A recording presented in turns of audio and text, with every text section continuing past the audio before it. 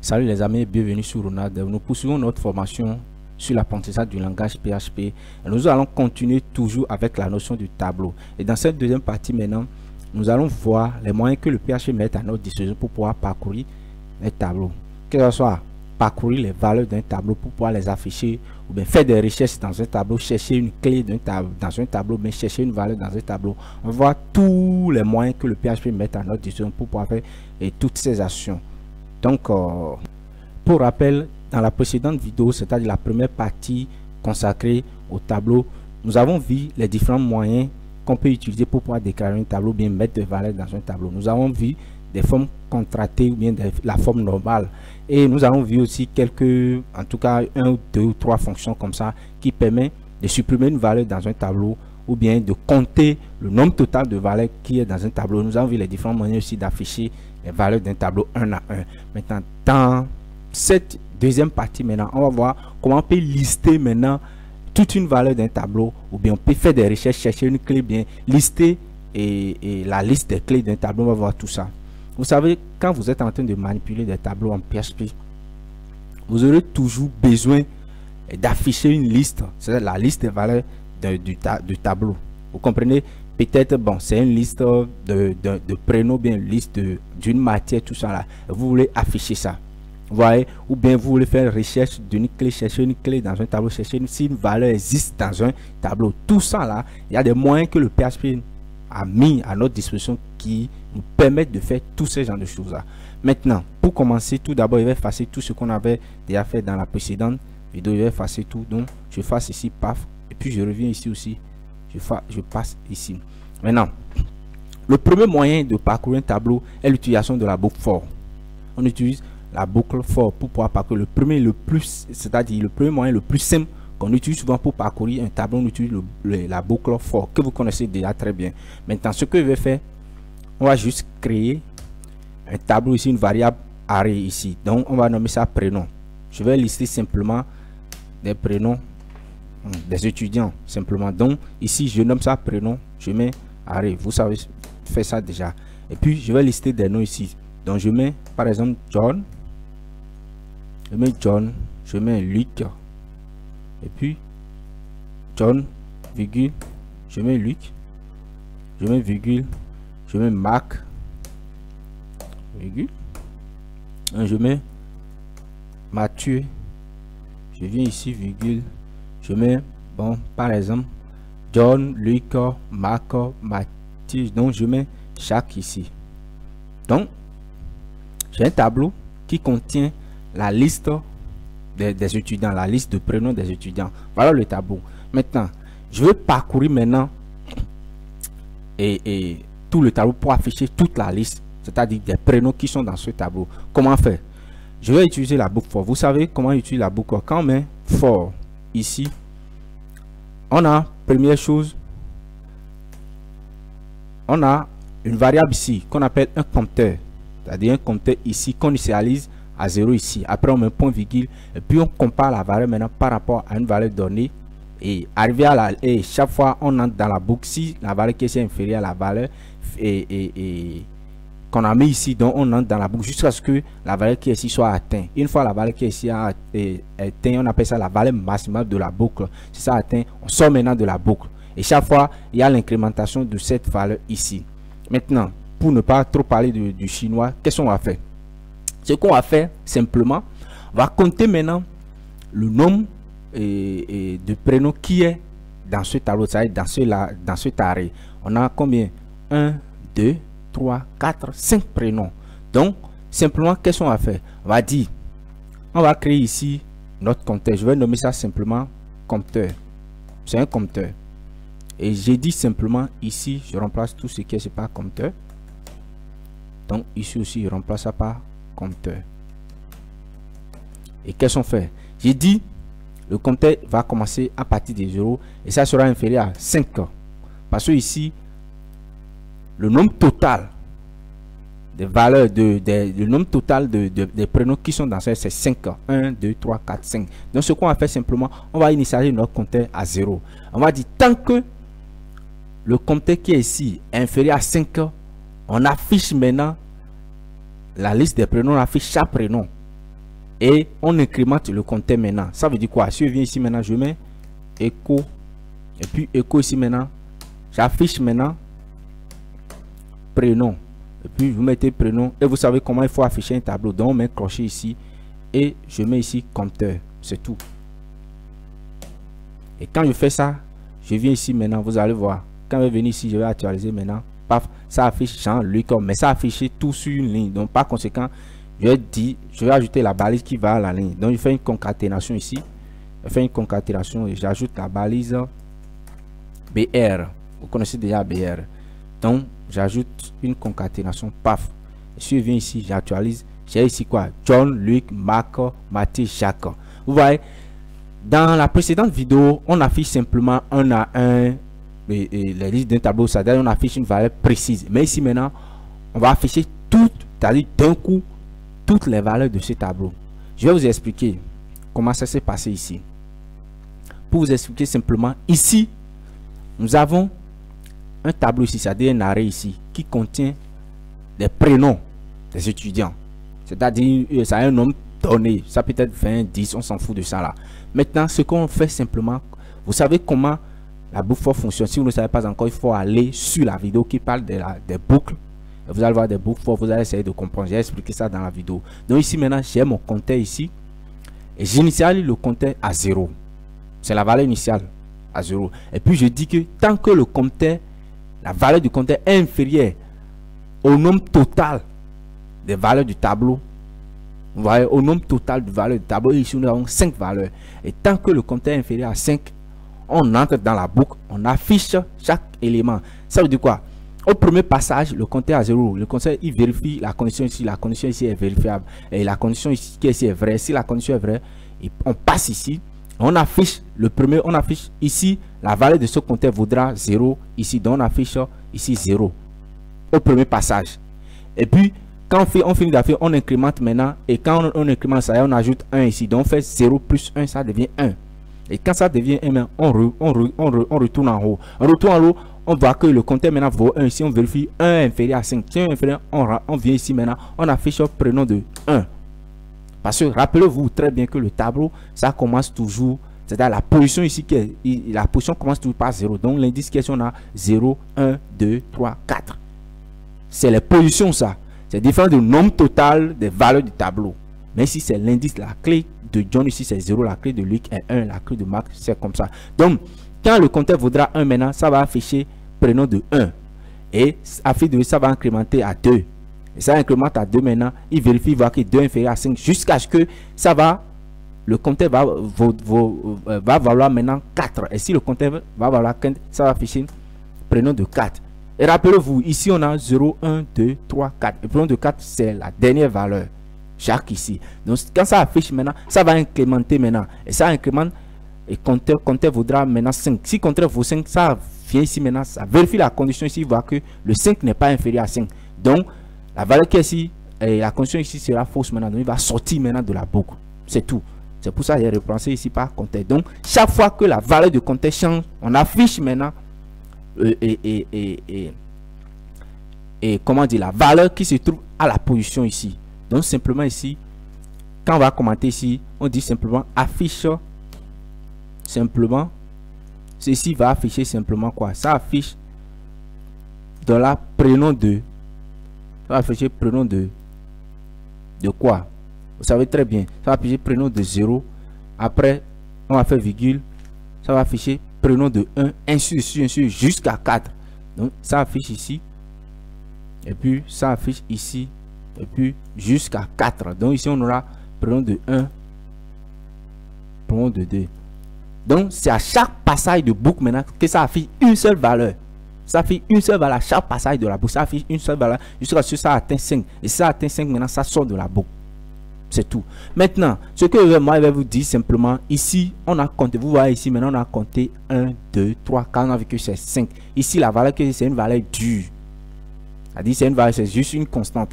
Or, vous avez créé votre site maintenant et peut-être chaque fois vous allez ajouter le prénom d'un étudiant. Chaque fois vous ajoutez le prénom d'un étudiant. Donc vous ne pouvez pas venir encore dans le code source pour venir compter maintenant le nombre de prénoms qui est ici.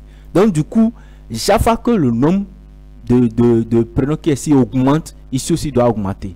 Vous comprenez ce que je suis en train de dire? Donc, si je viens maintenant, j'ajoute maintenant un autre prénom. Par exemple, je dis qu'ici, j'ajoute Marlène.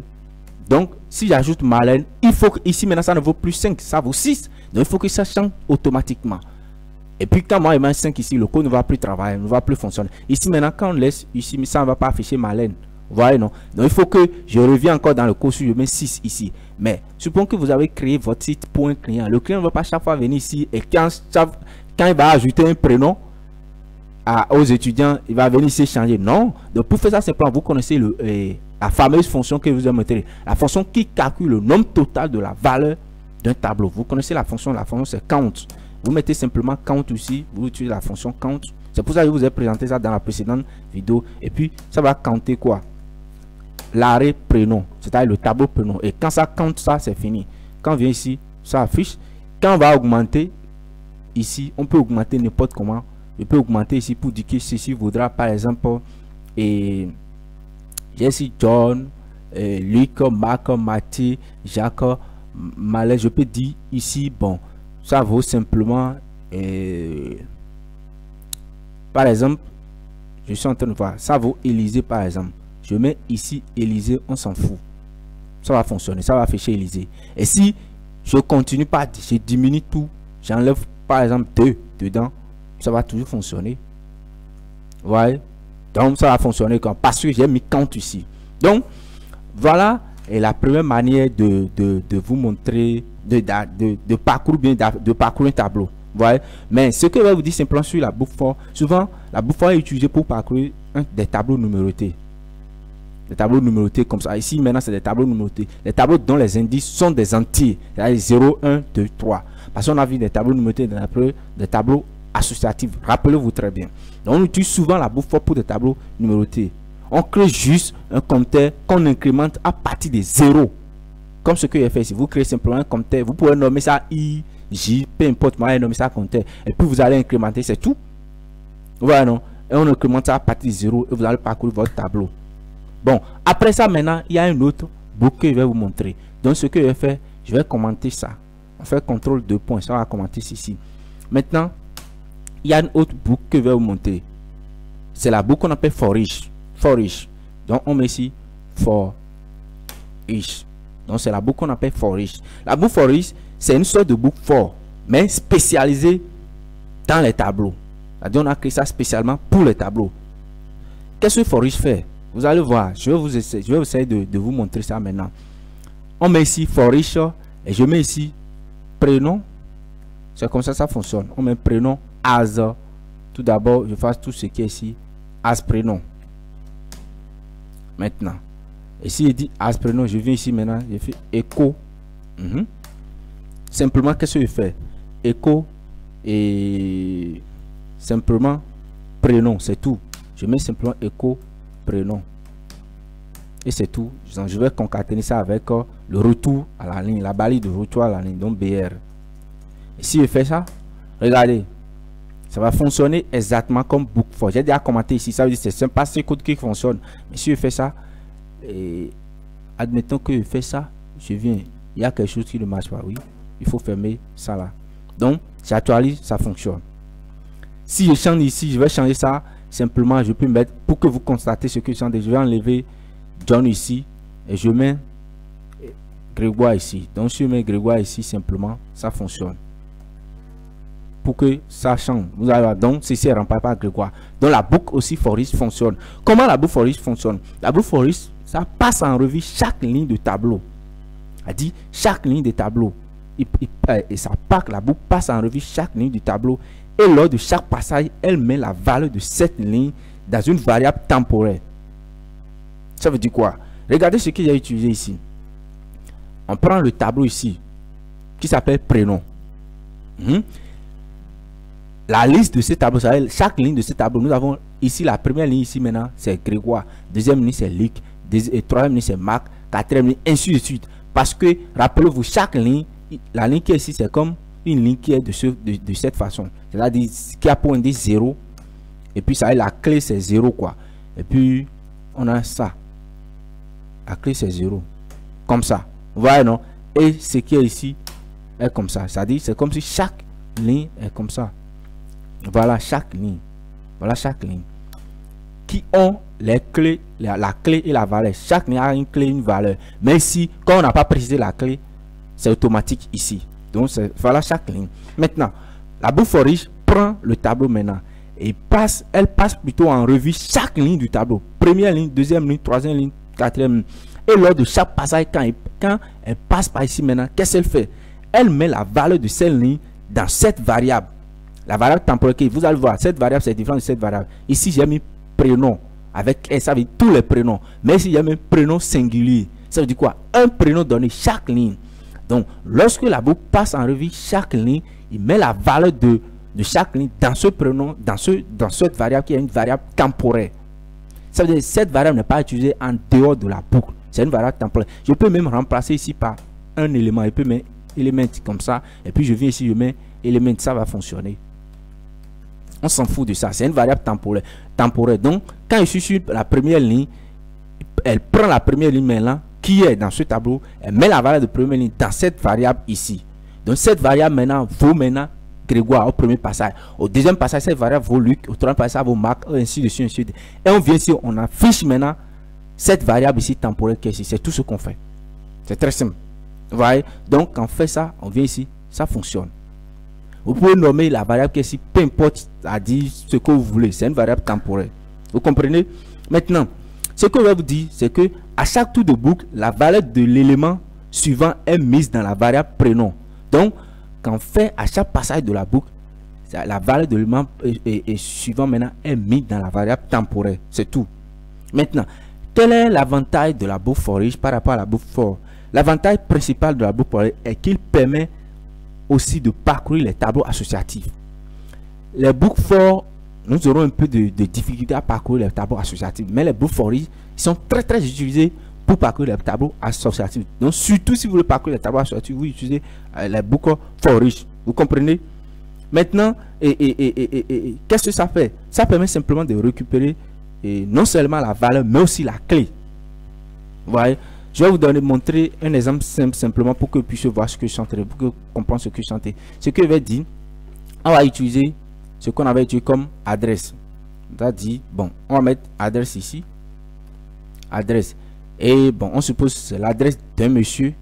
Et puis le monsieur a quoi? Le monsieur a un prénom, ou bien je mets un nom simplement. Il a un nom, le monsieur a un nom. C'est-à-dire la clé, c'est le nom. Et puis maintenant, son nom, c'est quoi? Je vais dire son nom, c'est John. Le monsieur s'appelle John. Paf. C'est son nom, ça. Après, rappelez-vous des tableaux associatifs. Le monsieur a un âge. Donc, son âge, ici, maintenant, il dit que son âge, ici, le monsieur a 27 ans. Maintenant, après ça, maintenant, le monsieur, maintenant, a un numéro de téléphone. Donc, je dis, je mets téléphone ici.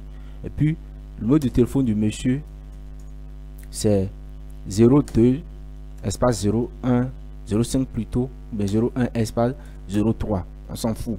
Et puis, le monsieur maintenant a un domicile.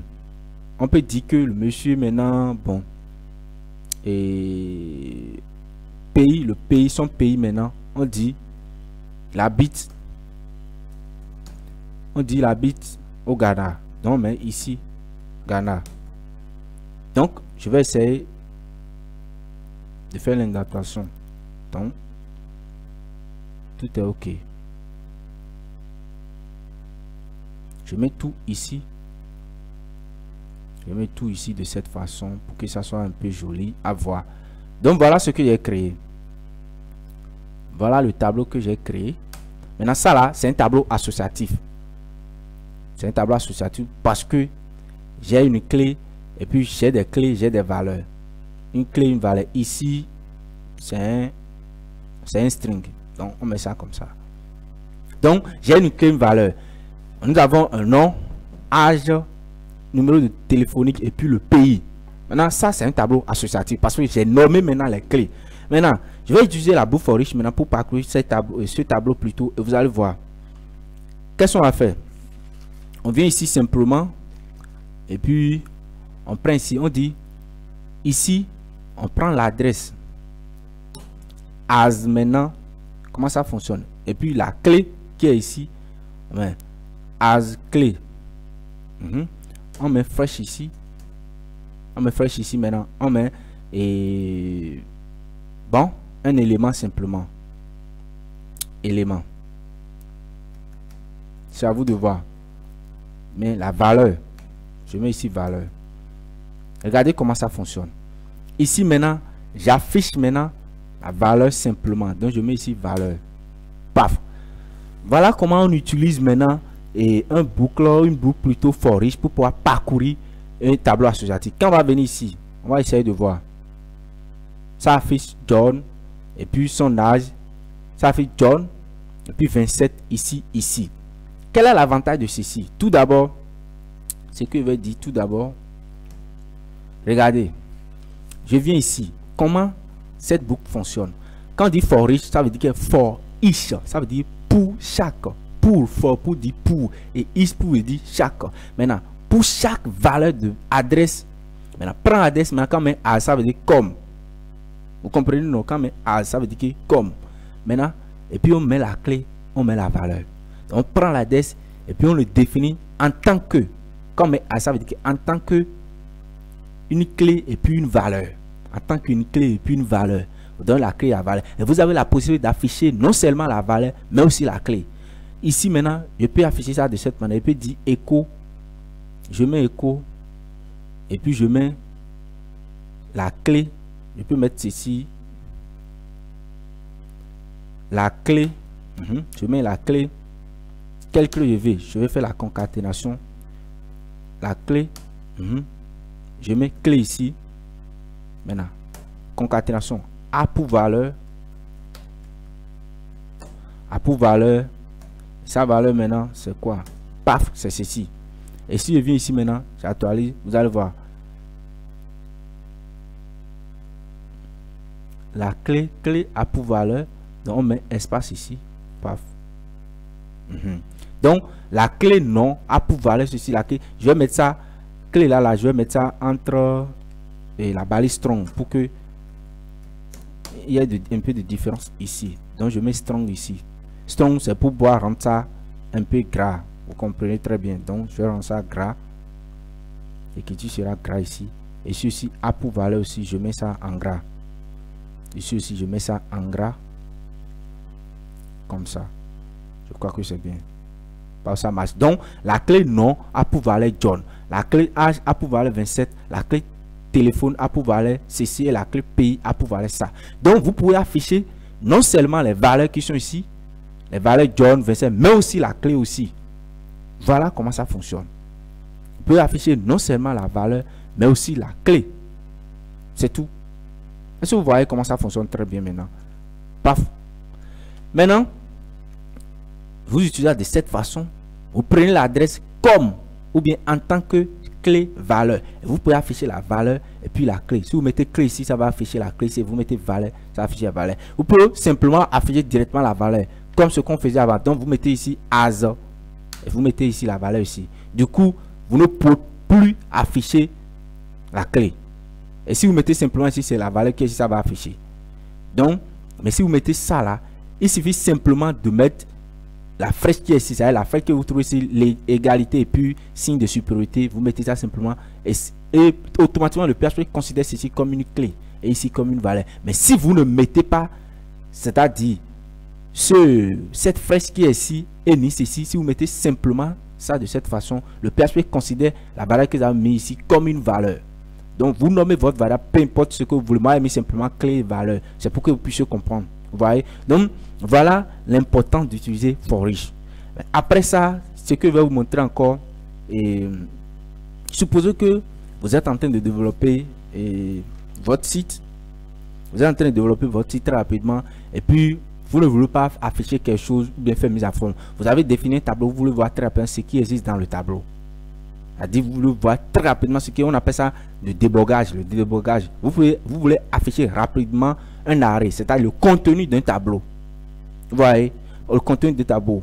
Et ça veut dire quoi? Souvent, si vous êtes en train de côté, vous aurez besoin de voir ce qu'il y a dans un tableau. Juste à titre d'information. Vous comprenez? Vous n'avez pas besoin maintenant d'utiliser fort ou bien fort riche, car vous ne voulez pas mise en forme et ce que vous entrez, mais juste savoir ce que vous avez dans votre arrêt, ce que votre arrêt contient. Dans ce cas, vous faites appel à une fonction qu'on appelle printr. Printr. La fonction printr permet de faire un affichage rapide du tableau. Vous voyez, rapide du tableau. Je vais vous montrer ça rapidement. Donc, je commente encore ce qui est ici. J'ai fini avec book for rich. Donc, je vais utiliser maintenant la fonction printr. Qu'est-ce que la fonction printr fait?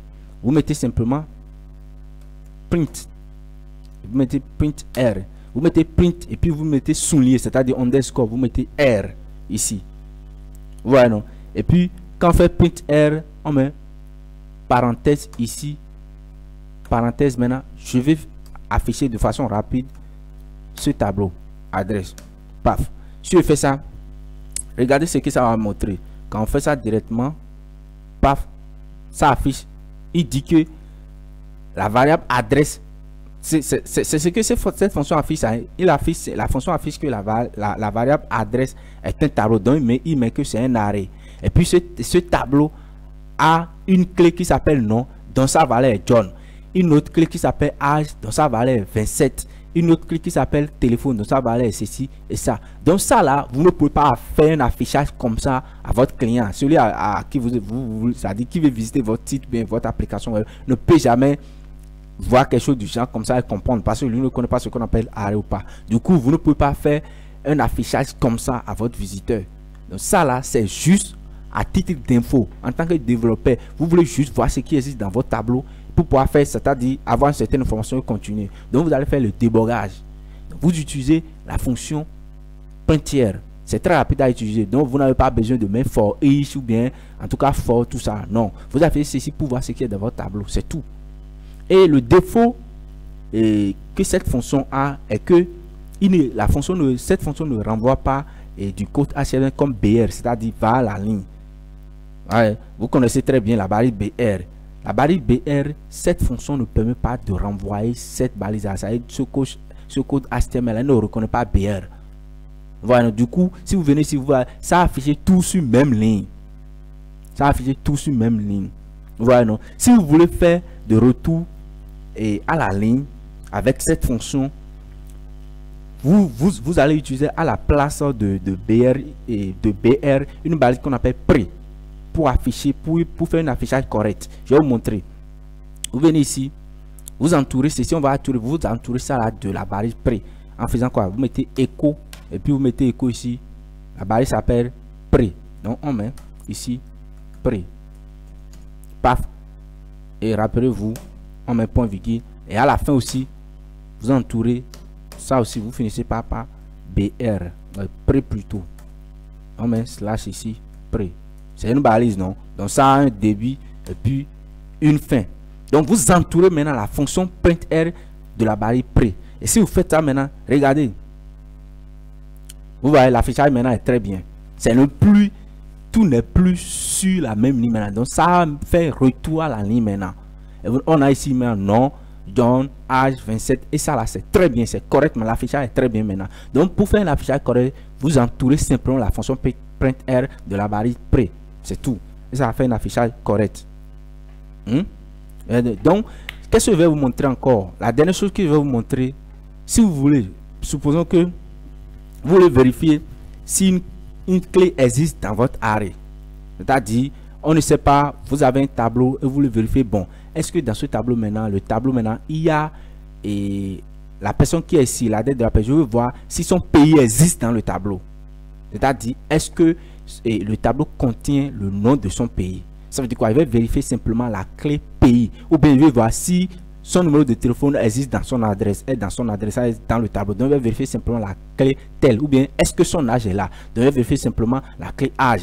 Ou bien est-ce que son nom est là? Il va vérifier simplement la clé nom. Donc si vous voulez faire une vérification de la clé, vous voyez si une clé existe dans un arrêt, on utilise une fonction. La fonction s'appelle simplement arrêt qui existe. Arrêt qui existe. Donc ici, la fonction renvoie simplement un booléen. La fonction s'appelle arrêt. Vous mettez arrêt underscore qui underscore existe. Comme ça, avec S. C'est une fonction.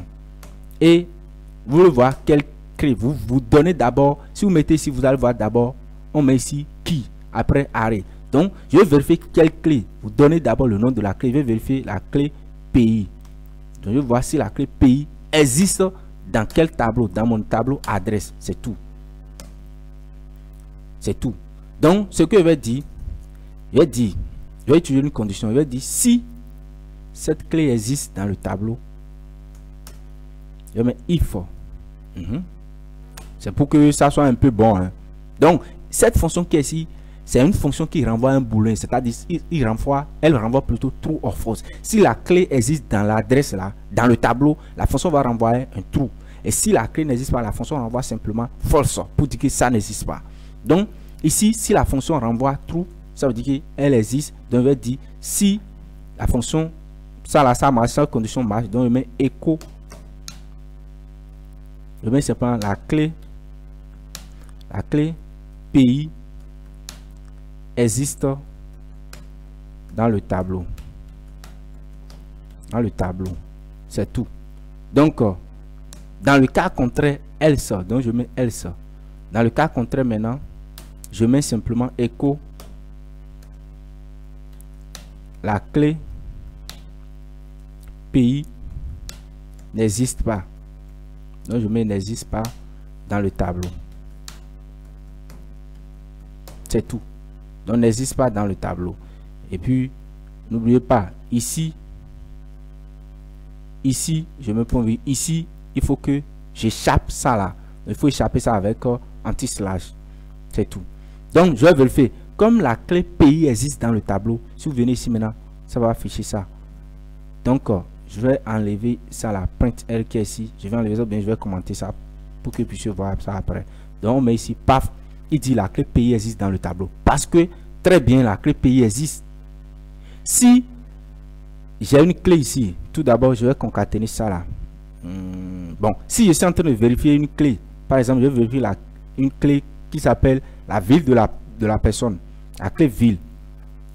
Donc, si ça existe, va mettre la clé ville existe. Dans le cas contraire, il dit simplement que la clé ville n'existe pas. On va voir si la clé ville existe dans notre tableau. Bien sûr, ici, la clé ville n'existe pas. Donc, normalement, ça devrait m'afficher la clé ville n'existe pas. On va voir si ça va afficher. Donc, naturellement, paf, il met quoi? La clé ville n'existe pas dans le tableau. Parce que, exactement, ça n'existe pas. Si on vient ici, on complète le tableau maintenant. On met maintenant la clé, une clé qui s'appelle ville ici. Et puis, on donne valeur. On dit ville, c'est Accra. Par exemple, on met Accra ici. Donc, vous allez voir. Quand on va venir ici, il dit la clé ville existe dans le tableau. Paf, parce qu'il reconnaît que ça existe. Voilà comment vous pouvez vérifier une clé dans un tableau. Maintenant, vous pouvez vérifier non seulement la clé, mais vous pouvez aussi vérifier une valeur donnée. Si vous voulez vérifier une valeur, on utilise la fonction qu'on appelle inhere. Ça veut dire inhere. Mettez in underscore array de cette façon. In array. Donc, on veut voir est-ce que la valeur existe. Donc, mais in array. Et pour vérifier si la valeur existe, vous donnez maintenant non la ville, maintenant, mais c'est la valeur. On veut voir si la valeur Accra. On va voir si la valeur Accra, c'est plutôt Accra de cette manière. De C. On va voir si la valeur Accra existe dans le deux. Donc, comme ça, on va dire la valeur. Ici, on met la valeur Accra. Ici aussi, c'est la valeur Accra. On met ici la valeur Accra. Si la valeur existe, ça va m'afficher. Si ça n'existe pas, ça ne va pas s'afficher. On va voir si cette valeur existe dans le tableau. Bien sûr que ça existe, donc ça devrait m'afficher ici. Donc on voit ici, paf, il dit la valeur Accra existe dans le tableau. Parce que ici, il y a la valeur Accra. Donc pour vérifier une valeur, on utilise inare. Et puis on donne la valeur qu'on veut vérifier. Et puis le tableau. Si on veut vérifier une clé, on utilise array qui existe. Donc si vous utilisez array qui existe, vous allez donner le nom de la clé et puis le tableau. Ça fonctionne de la même manière. Et puis, supposons qu'on veut chercher la valeur dog. La valeur dog n'existe pas dans notre tableau. On va voir si cette condition va se tromper, cette fonction va se tromper. Si on vient ici, par dit, ici maintenant, c'est dog, on va mettre un dog. Et ici aussi, on va mettre dog. Donc, il vient ici maintenant, on regarde. Il dit la valeur dog n'existe pas dans le tableau parce que ça n'existe pas. Voilà ces deux fonctions que je vais vous montrer. Rapidement, je vais encore montrer une dernière fonction. C'est-à-dire, vous voulez faire une recherche c'est-à-dire récupérer la clé d'une valeur. Vous voyez, non? Vous pouvez vérifier si une valeur, vous faites faire recherche d'une valeur pour récupérer sa position, mais sa clé. Je ne sais pas si vous comprenez ce que ça dit. Vous voulez faire recherche dans le tableau, vous voulez rechercher une valeur dans un tableau pour pouvoir récupérer sa position, mais sa clé. Vous comprenez? Donc, je viens ici maintenant, je mets par exemple 27, la valeur 27. Je donne la valeur 27. Je donne 27. Vous voyez, non? Et puis, je vais vérifier si cette valeur existe. Et si ça existe, je vais récupérer maintenant sa position ou bien sa clé. Au lieu de récupérer ici, au lieu que la fonction envoie true or false, on va dire c'est true bien false. Non, ici maintenant, je vais récupérer la fonction et puis je vais faire la recherche pour voir si ça existe. Et puis, si la valeur existe réellement, je vais récupérer maintenant sa position. C'est tout. Et la fonction va me renvoyer la position de la valeur. Pour faire ça, on utilise une fonction qu'on appelle, je vais effacer tout ce qui est ici pour commencer à parler de 0. Pour récupérer maintenant la valeur, bien la clé d'une valeur, pour récupérer la clé plutôt d'une valeur, bien la position d'une valeur, on utilise une fonction qu'on appelle array, mettez array underscore sache, c'est-à-dire pour faire recherche, array sache. Et dans array sache, c'est que vous voulez faire sa recherche, vous donnez la valeur dont vous voulez récupérer sa position, mais sa clé. Donc je vais récupérer la position de la valeur, peut-être John. Donc je mets John ici. Et si je mets John ici, je vais récupérer, je vais le chercher cette valeur là, dans quoi? Dans mon tableau. Et pour mon tableau maintenant, ça s'appelle adresse. Paf. Ceci maintenant, il ne renvoie pas un booléen, mais il renvoie plutôt la position de John ou bien la clé du John. Donc ici simplement, je mets position. Dans la position. Je vais me renvoyer ça ici. Et quand ça va exister réellement, donc ici, vous le cherchez, si ça existe, ça va m'afficher ça. Donc je mets ici maintenant, je mets echo. Et je mets ici, et je mets John, mais la clé de John est la clé de John est et puis la clé de John est position. C'est tout. Je mets ici, je vais afficher sa clé. Quand je viens ici, paf, la clé de John est non. C'est tout. La clé de John est non. Vous voyez, non? Si je vais chercher la clé de, par exemple, 27 maintenant, 27 représente quoi? 27 représente l'âge. Donc la clé de 27 ici maintenant sera, mais la clé de 27 est âge. Ou bien 27 est un âge. 27 est un nom. Donc on met ici, on va changer la phrase. On met simplement 27 est un paf. Et puis on met 27. 27 est un âge. Si ce n'est pas 27, on veut chercher simplement Ghana. Donc on met ici, c'est Ghana. Ghana représente quoi? Est-ce que Ghana c'est un nom, ce truc là? Et puis on va essayer de chercher. Ghana maintenant représente quoi? Il va essayer de nous dire ça. C'est tout. Donc on va dire Ghana, Ghana est un pays. Ouais, Ghana est un pays. Parce que la clé du Ghana c'est pays. Donc cette fonction renvoie maintenant la clé d'une valeur donnée. Donc, vous cherchez la position, bien la clé de la valeur dans ce tableau. Vous donnez la valeur et il va vous envoyer sa clé. C'est tout. Donc voilà comment on parcourt un tableau avec la boucle for each ou bien print R, et comment on utilise certaines fonctions données pour pouvoir faire certaines recherches dans un tableau. Voilà un peu ce que je vais vous montrer concernant les tableaux. Dites-moi ce que vous pensez de mes vidéos, puis commentez la vidéo si vous avez aimé la vidéo. Très bien, si la vidéo vous a plu, n'oubliez pas de liker, bien d'aimer aussi la vidéo, partagez aussi la vidéo. Si vous n'êtes pas encore abonné, abonnez-vous pour ne pas rater la prochaine vidéo. Ciao et on se tient.